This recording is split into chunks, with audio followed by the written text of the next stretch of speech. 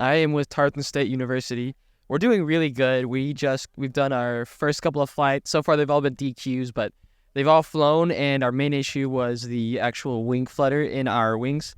We believe we fixed it by reinforcing the back of the rear spar all the way through both ends of the wings, and we're hoping to get a really good flight in here today. This is my second year in Aero. I was one of the first members on the team last year. Since it started, I've been on it.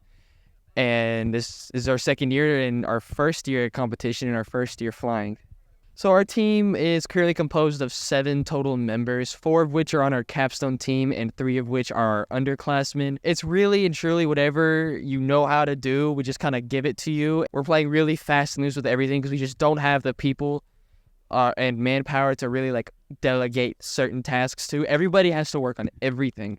Since we only have so many hands and we only know how to do so many things, everybody hits everything at once. We have one thing we do a day. Like one day we do the tail, everybody's on the tail. One day we do the fuselage, everybody's on the fuselage. This might be more inefficient, but with our lack of experience and lack of manpower, this has been the best way to do it thus far. And doing it this way actually made it so that we finished up earlier than expected, and we got in 2 weeks worth of test flights, which is why we're doing so good right now, being able to fly. So last year, one of our professors, Dr. Lee, saw one of our students with an airplane tattoo on his arm, and he said, "Oh wow, cool airplane. Do you want to build one for SAE?"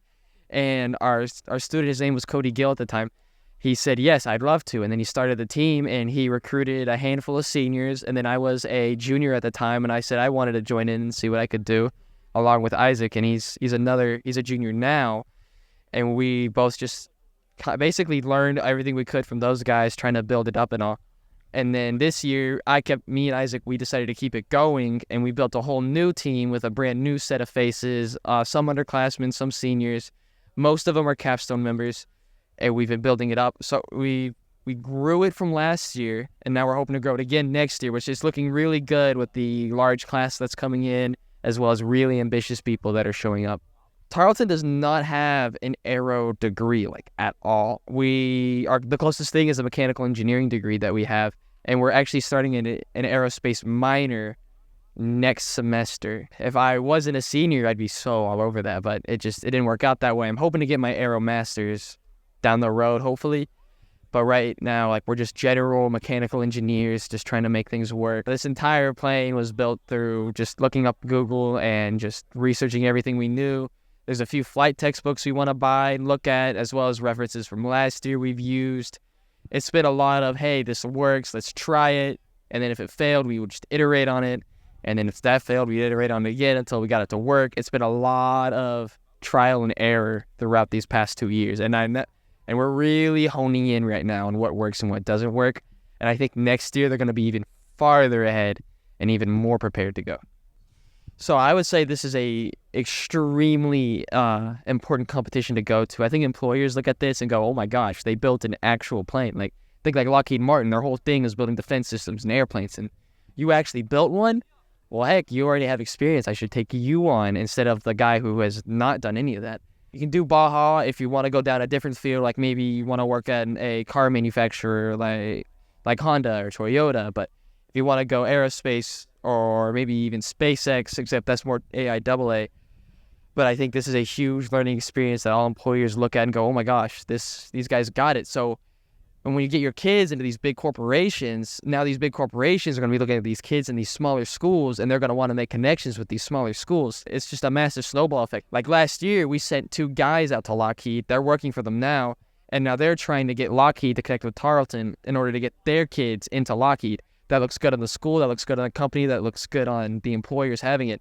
So having all these eyes on us doing this aerospace stuff gets us into these big corporations and gets these big corporations looking at these smaller schools and gets these smaller schools more money from these big corporations to get their kids in. It's just a big snowball effect that just grows and grows and grows and grows and grows. I've loved every minute of this competition, and we're all super on edge, and we're all super ready to go, and when anything goes wrong, everybody blows up at each other, which is an amazing thing because everybody just cares so much about this going right that when one thing goes wrong, we're all just popping off and going, "What's going on?" We're all screaming at each other, and we love every minute of it.